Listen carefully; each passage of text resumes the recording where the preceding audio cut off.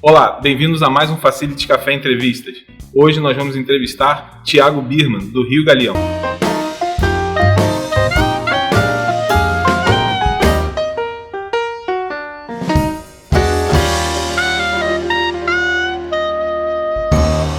Primeiro, eu queria te agradecer a presença aqui, tanto no evento físico quanto aqui no canal do YouTube, para a gente falar sobre a questão de gestão de crise, né, e a tua ótica no aeroporto, que aí tem gestão de crise, a gente fala em praticamente em todas as grandes empresas, mas no aeroporto, em áreas aeroportuárias e portos, também deve ser uma coisa diferente, né?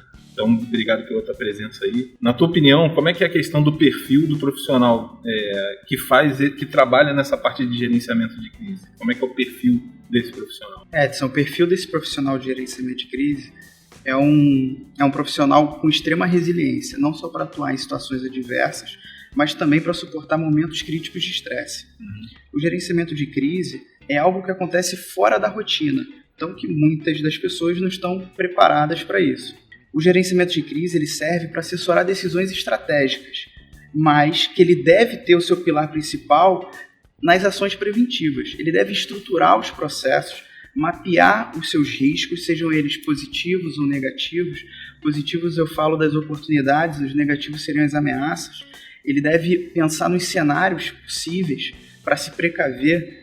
Ele deve ter ações bem delineadas dentro da empresa e fora da empresa, com as partes envolvidas, quais seriam os itens de resposta, não só no primeiro emprego desse recurso, mas também nas fases consequentes, que seria a contingência, o gerenciamento de crise propriamente dito, e também uma das especialidades Facilities, que é a continuidade do negócio.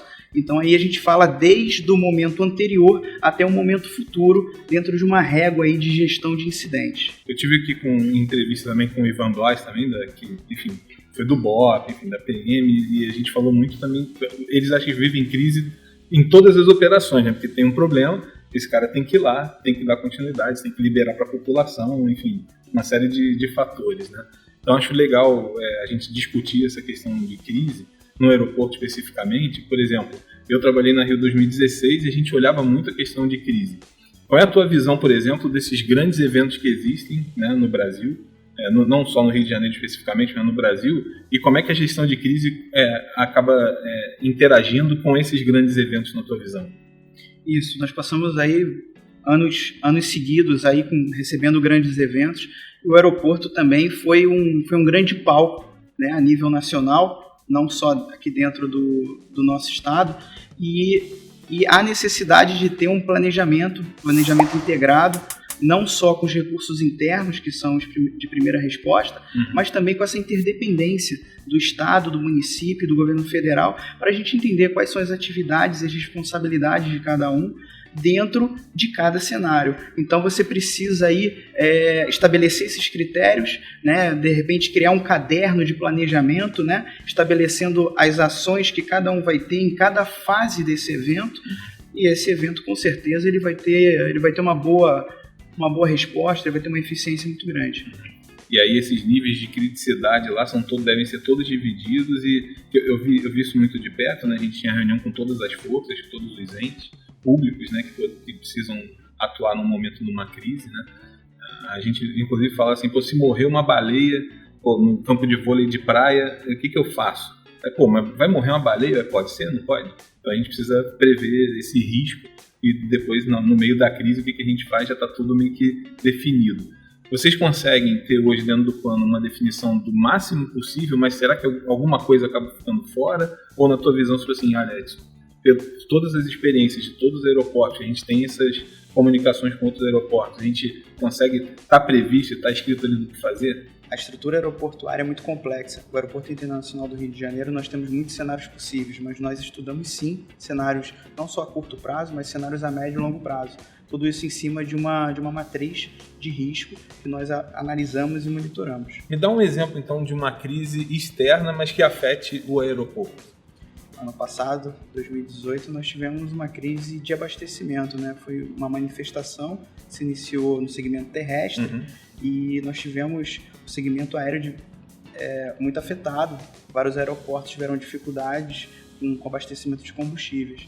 E um ano antes, nós havíamos feito um estudo de cenários prospectivos com essa integração entre os níveis estaduais, municipais e federais, envolvendo todos esses órgãos, criando essas matrizes de atividades e responsabilidades, e ali nós definimos alguns processos de resposta em uma situação como falta de combustíveis, por exemplo.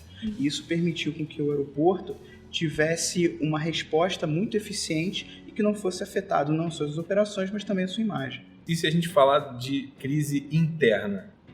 Dá um exemplo do que pode acontecer internamente também. Não só a nível nacional, mas também fora, nós temos diversas ocorrências de emergência aeronáutica.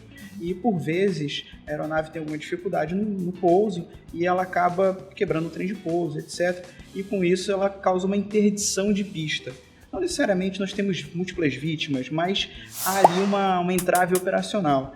E esse é um cenário que não só a estrutura aeroportuária, mas também as empresas aéreas elas devem se preparar com procedimentos e emprego de recursos de uma forma antecipada, porque uma demora nessa resposta ela vai te trazer prejuízos financeiros e de imagem muito grande. Queria te agradecer mais uma vez por participar aqui do Facility Café Entrevistas, por vir fazer a palestra também. E a gente vai ficando por aqui. Eu convido a vocês a compartilhar sempre os nossos vídeos, né? Deixar seu like, deixar sempre algum tipo de comentário seu, né? Porque isso sempre é muito importante para a gente poder ter novas pautas e, enfim, trazer mais informação para vocês aí. Obrigado. Obrigado, cara. Obrigado, Edson.